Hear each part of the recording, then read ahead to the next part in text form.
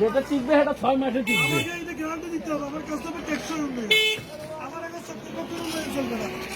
বলেন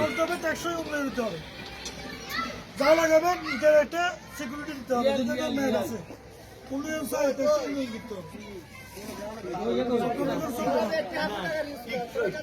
বলেন এটা কেমন টিকসই হবে বলেন। টেকসই দিতে হবে। কাজের মান কি ঠিক আছে? মান তো যেভাবে আছে এটা আর একটু ভালো করতে পারতো।